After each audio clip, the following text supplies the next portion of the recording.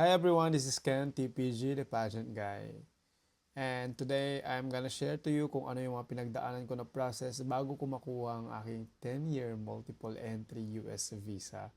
So, nag-start ito nung biometrics ko nung May 19. This is the reason why kung bakit hindi ako pumunta ng Miss Grand International All-Stars sa Thailand. Hindi ko lang masabi-sabi kasi syempre nag-hope ako but hindi ako nag-expect na makakapasa ako sa US interview. So fast forward, ang interview ko was on June 1, 2026. So grabe yung kaba ko dito. Halos every night after my biometrics ay nag-research ako, naghanap ako ng mga pwedeng mag-guide sa akin ng mga questions. Although nag-interview naman ako sa US Visa Assistance na hinar ko. And one thing more is that akala ko talaga as in since nagkaroon ako ng financial difficulty during the pandemic time, makakapekto yon. Pero alam nyo, ang pinakamahalaga pala is your present state. And the usual na nakikita ko sa mga videos, sa mga vlogs, marami silang mga interviews na questions, mga umaabot sila ng 5, ganyan, or 10. Luckily with us, natapos tayo wala pang 1 minute. Only 3 questions were asked. And basically, kung ano yung gagawin mo sa US. And I was also asked about what did I do in one of my recent trips. Pero ang pinaka-notable talaga na trips ko, I guess, were Japan and Egypt. So, ayun, I guess kailangan mo talaga rin magkaroon ng mga trips na may visa application na prior to apply to US visa para at least magkaroon ka ng magandang travel record. And of course, hindi ka nag-overstay sa mga pinuntahan mo. So, well, having said that, andito na nga yung mga pinagdaanan natin bago makamit ang ating US visa. May 19, 2026, I was scheduled for biometrics sa Parcal Mall sa Paranaque. So, bawal magdala ng mga electronic gadgets sa loob ng mismong part ng kung saan gagawin yung biometrics. Kaya dito lang ako sa labas or sa Starbucks lang ako nakapag-video. But technically, I suggest dapat kung may mga gamit ka, bring a companion with you. Dito, halos wala pang 5 minutes matatapos na yung mga gagawin mo. Ang nagpapatagal lang is yung pila.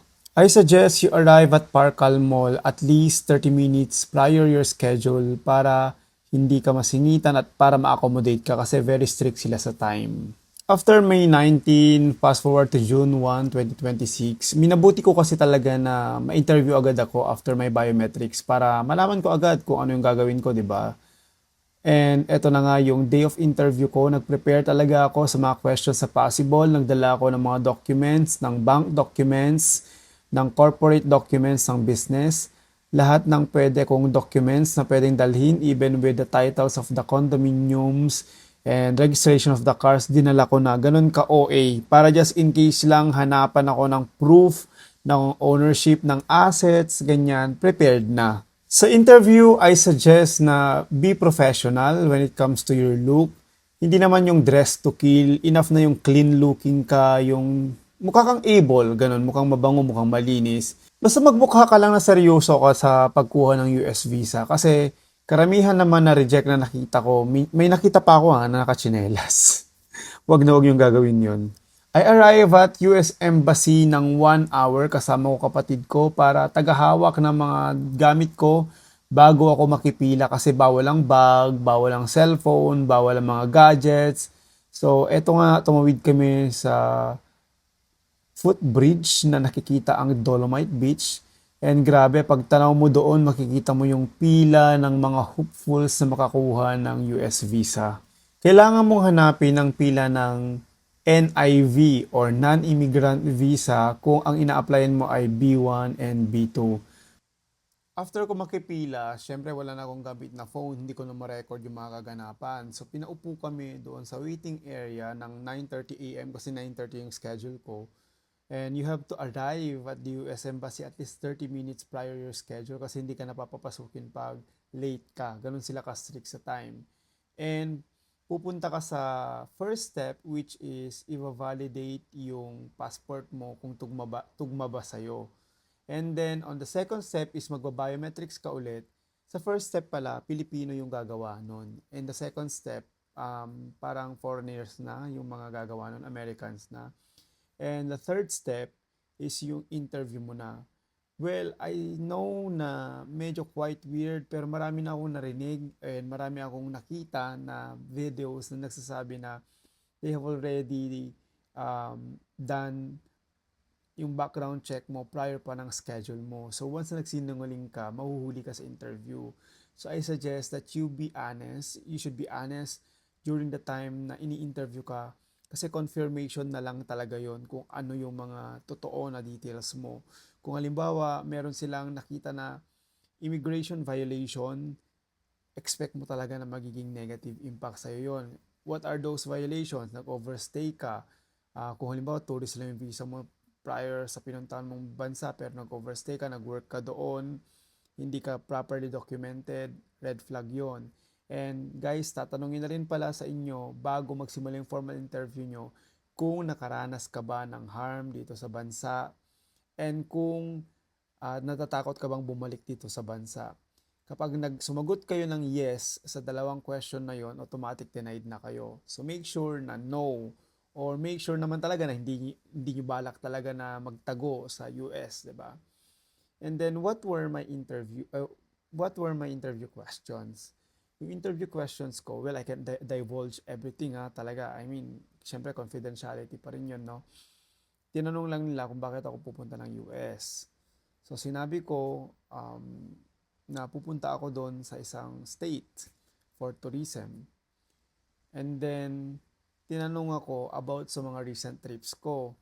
And those were Japan and Egypt. So, anong ginawa ko doon sa Egypt? Bakit ako pumunta doon technically?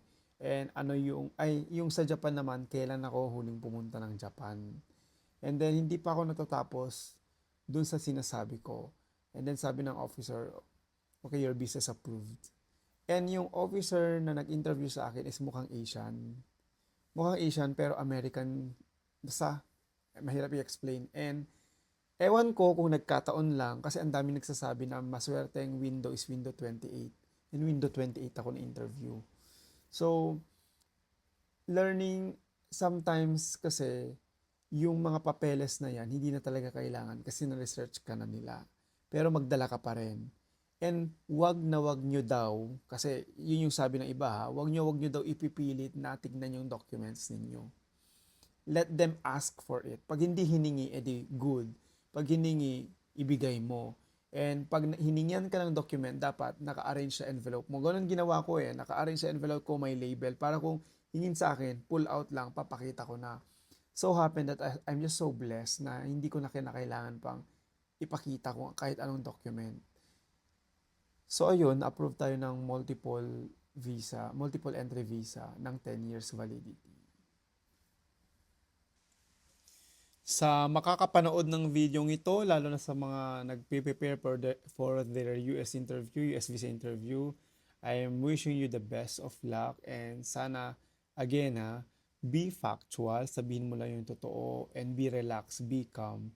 Kasi the moment na kinabahan ka, baka maratel ka. Kasi wala ka naman dapat ikaratel kung totoo yung sinasabi mo, di ba? Yun lang naman yung gusto malaman ng US babalik ka ba sa Pilipinas? O magtatago ka na doon. Kasi 'di ba tourist visa lang yung na-applyan mo. Ang nakakasad ka talaga dito is that hindi lahat na-approve. As in, sa pila namin, mukhang mabait naman yung consul, pero hindi lahat in-approve niya. So, make sure talaga guys that you are financially capable. Unang-una yon. State what is your true purpose. Dapat nakasulat rin yon doon sa DS-160 mo. At saka, just present yourself na kung sino ka talaga, no pretensions. Yun yung pinakamahalaga, I guess. Hindi naman talaga kailangan na super good ka sa English, super ganda ng diction mo. Basta magmukha ka lang calm and conversational, may papasa mo yan. Kaya, I'm wishing you the best. I'm wishing you the best. Kaya mo rin yan.